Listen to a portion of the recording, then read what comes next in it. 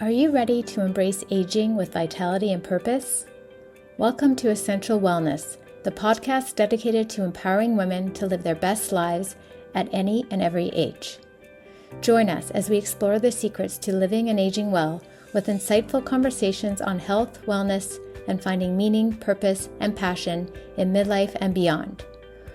We'll delve into topics like stress management, finding balance, the power of movement, cultivating resilience, and so much more.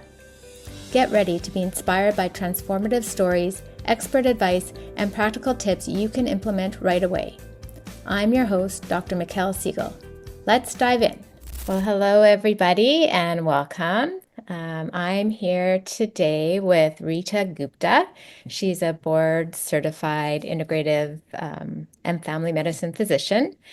So welcome, Rita. I'm really excited to talk to you today. Yeah, thank you so much for having me. I love this podcast that you've created about empowering women and especially women going through the middle years where we have we call it the sandwich, right? Like all the Yes. pressures of career and our own nuclear families and then our families of origin. So yeah, thank you for having me. My specialty is now mind-body medicine. I've been in the traditional model for about 15 years now, which is amazing how fast time goes. Yeah. And have found my way to mind-body medicine, which is really about understanding and linking our thoughts and emotions to our physiology and our physical health.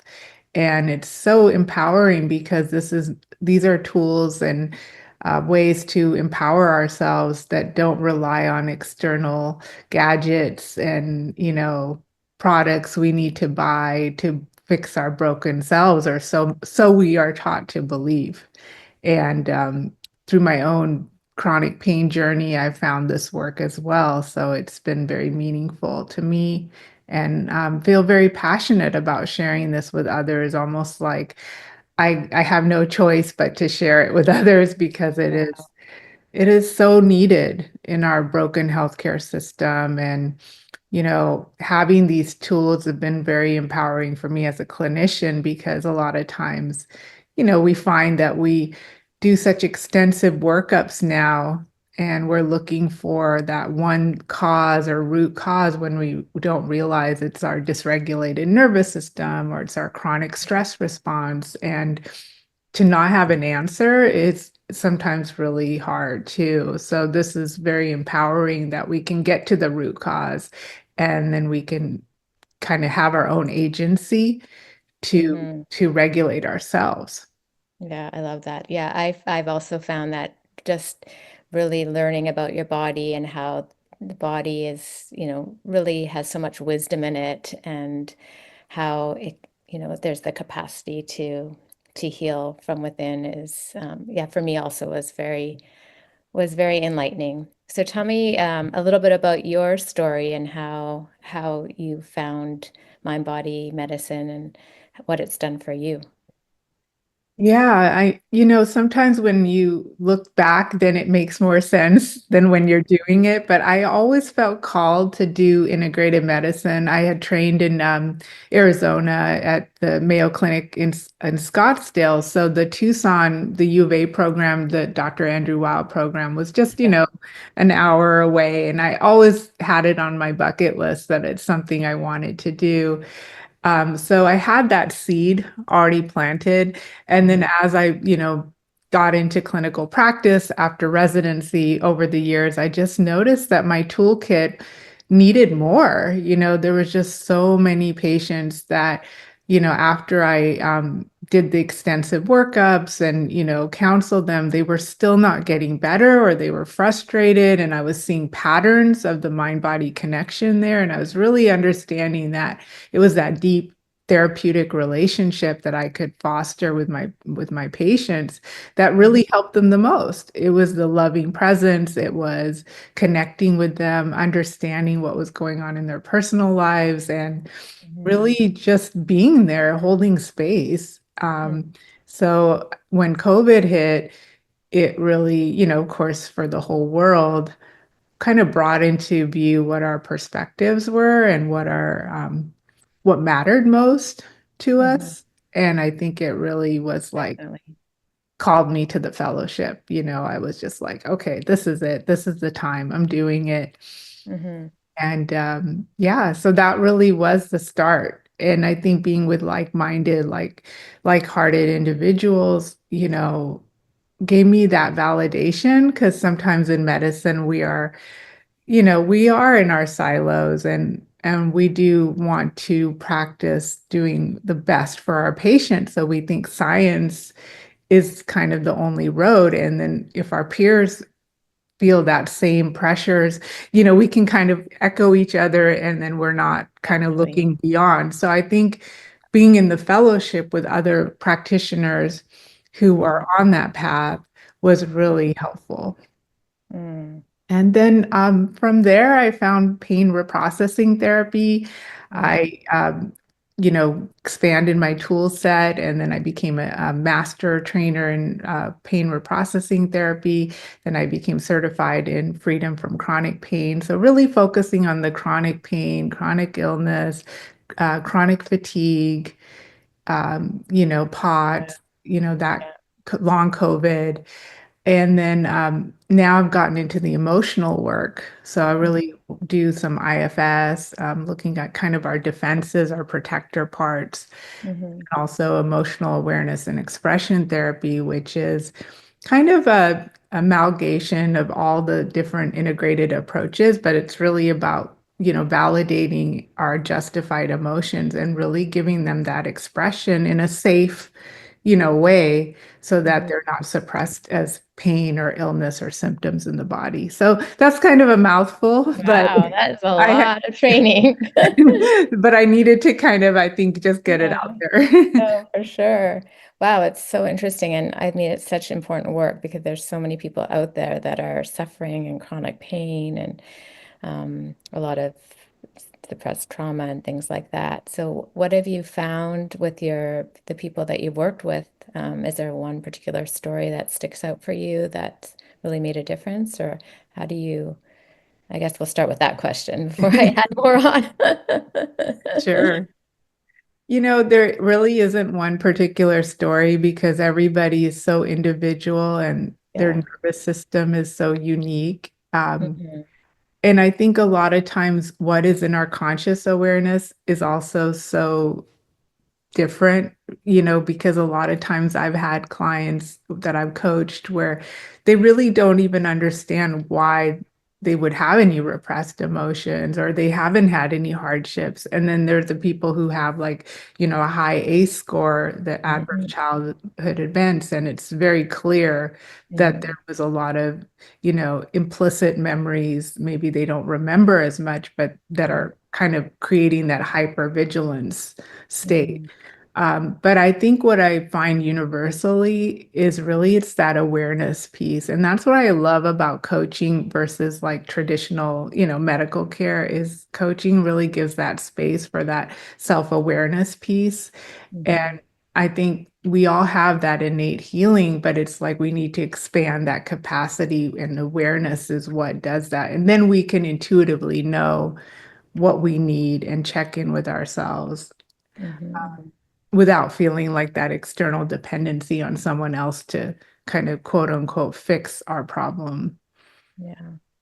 Yeah, no, I agree. Awareness is definitely so important and key to sort of the beginning of the transformation. Yeah, exactly. And this is not to kind of say anything against Western medicine because Western medicine is life-saving and much needed. And that's why I love integrative medicine approach because it's really the best of all wisdoms, Western medicine, traditional medicine, ancient Hmm. wisdoms. It's really not about excluding anything. It's just taking the best of everything. And that just really resonates with me, with Yeah, my I upbringing as well. tell me a little bit about the your approach to pain, chronic pain. I'm curious to know more about that.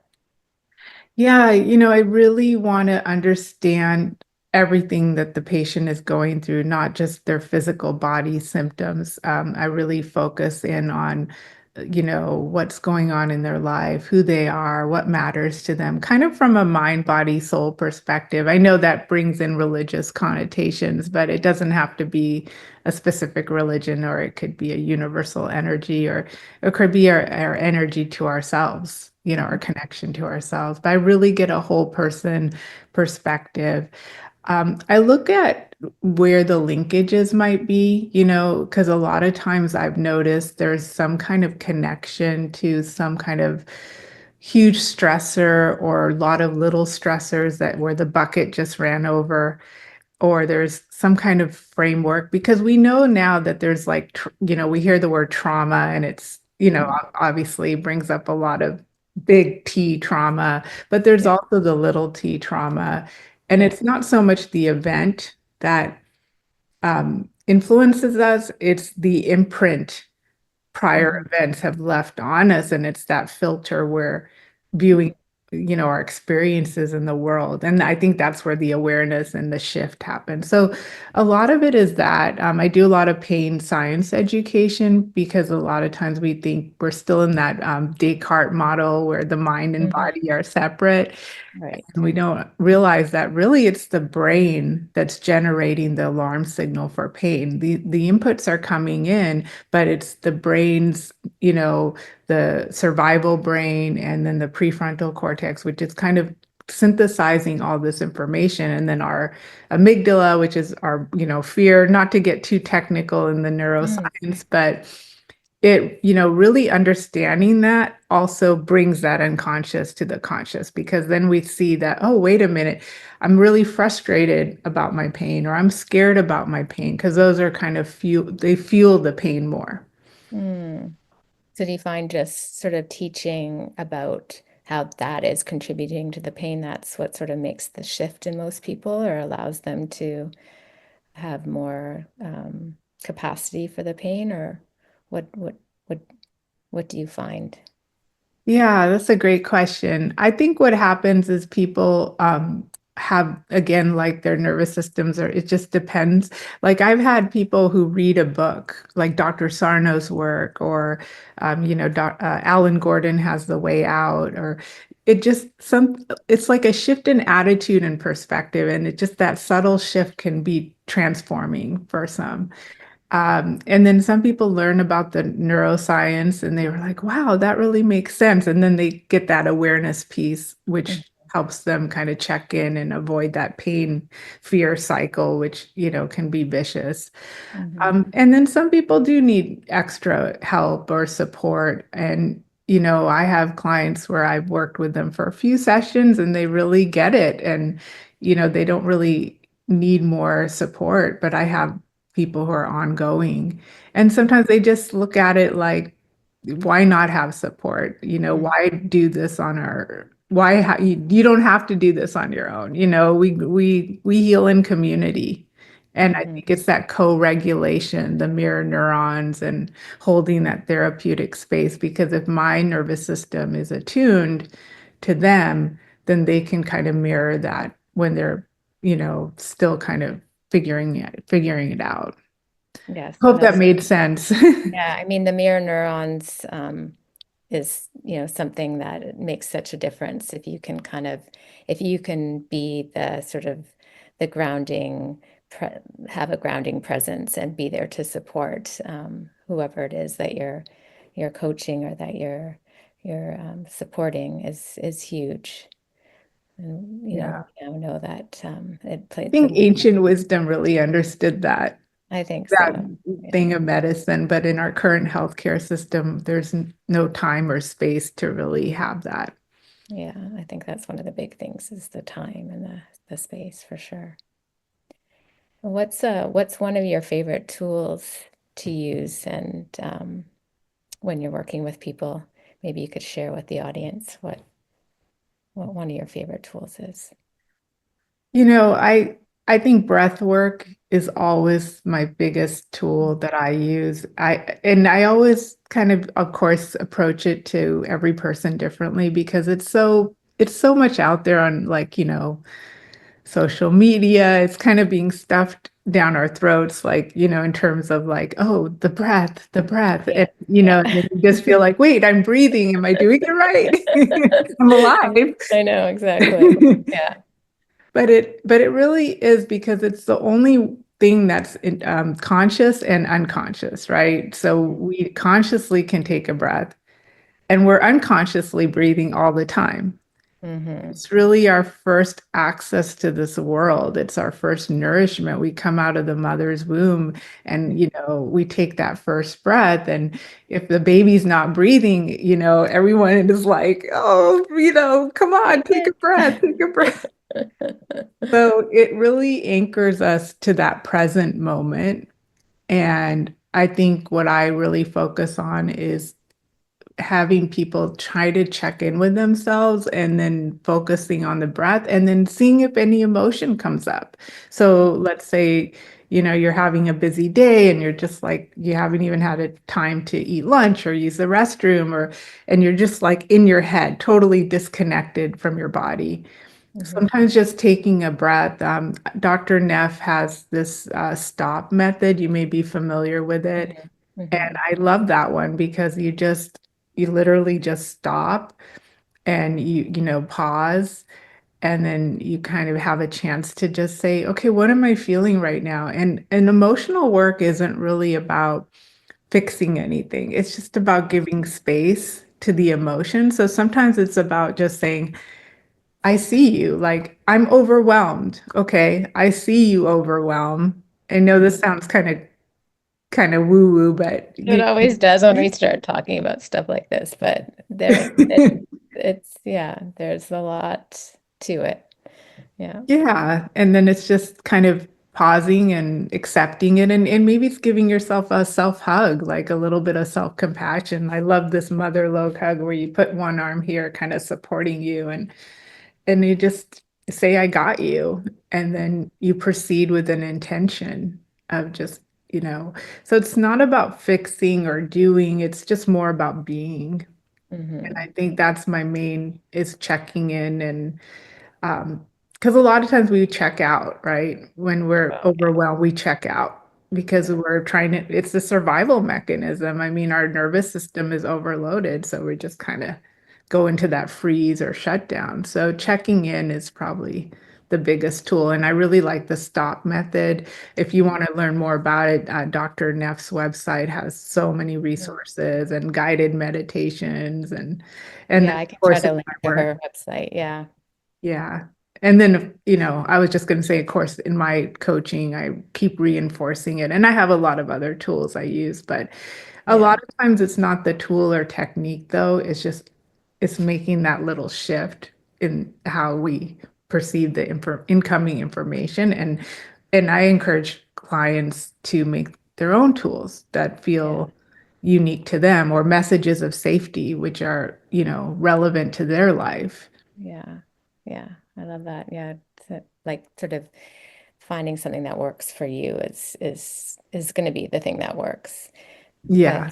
it's funny you mentioned breathwork because I had a similar question asked of me and I gave the same answer. So I definitely appreciate how important it is to kind of focus on the breath and to take that pause. And so how do you tell people, like I say they are kind of running around in that sort of automatic zone, what kind of advice do you give people to sort of, because I think one of the hardest things to do is to actually stop, like do the stop, like actually realize, wait a second, I need to stop and notice my breath. So do you have any tricks for that, or what do you tell people?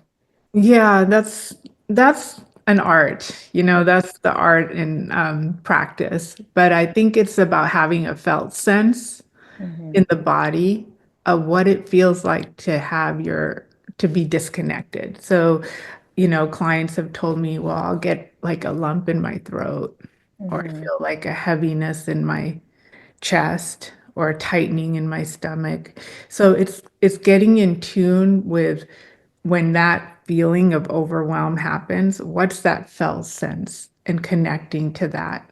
Because we can connect to our bodies and then our bodies will tell us what we need. Mm-hmm. And and it's a practice. It's Mm-hmm. definitely a practice, but it like any muscle. I mean, we use the gym analogy all the time, so I won't use that one, but it's Mm-hmm. like anything, it's like creating a new neural pathway Yeah. because that's like going from shutdown to check in. Because shutdown would be, okay, I'm going to ignore my feelings, I'm going to ignore my bodily needs, Yeah. and I'm just going to keep going. I'm going to push through, keep going, do what's expected of me, people please, be the perfect person so that no one can complain about me. And Yeah. you know Exactly. how that Yeah. goes. So it's basically making it, the first is making the shift to sort of recognizing when you're in that mode and what your body feels like, and then being able to stop. Yeah, and that's not an easy task. I mean, Mm-hmm. that's not something that happens with one conversation or one somatic experience. And Yeah. but for some people it does. So, and having cues, people say habits stack. Mm-hmm. I agree with those too. I mean, for some people that works great, but for me, when I create more tasks for me to do, I tend to check out. I feel it just triggers my overwhelm. And I'm like, Mm-hmm. okay, well, now I have breath work to do. Now I have to Mm-hmm. pause between each patient and like check in with myself. Like Right. Too much. it's too much. I mean, yeah, Yeah, that's a good point. It's really depends on the person and what they, how they kind of can manage it and how it fits for them. yeah. I think this work is so hard because it feels so elusive and intangible. But when you feel it and experience it in your own self, it's Yeah. so empowering because it's like these are the things that make or change a person's life, the quality of one's life, like how you show up, how you feel. I mean, you know what I mean? It's just Oh life yeah. is hard, life Yeah. is short. There's only so many hours in a day. That's all true. Yeah. Like, it's all true. Yeah. It's funny because I always go back to like whenever I'm thinking about so what's important, it's always like presence. It's always breath. It's always sort of Mhm. how your energy. So which is again sounds woo woo, but it like now that I've done all this work and that's what it comes down to. Yeah, I totally agree. Yeah. Well, thank you so much for sharing your wisdom. Is there how can people reach you if they want to learn more about what you do and hear more about what you do? Yeah. Well, first of all, thank you so much again for having me. It's just been so delightful and to just be able to talk about this subject so openly. So thank you Yeah, for making a forum for this. yeah, thanks. Yeah, I'm mostly on Instagram right now.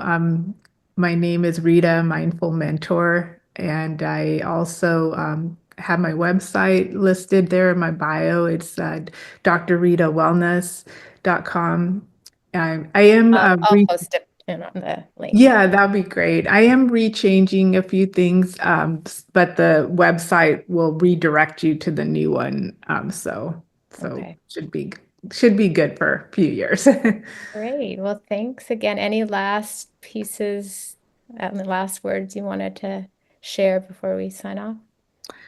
I just want everyone to know that, you know, you aren't broken, that you are valuable, that you matter, your feelings matter. So if you're feeling a certain way or anger is coming up or you're sad, honor those feelings because they're justified and they're real. Because as a woman, a minority woman, I struggled with that, you know, trying to be the good daughter, the good wife, the good daughter-in-law. And I've realized like my feelings matter and they're telling me something. They're there for a reason.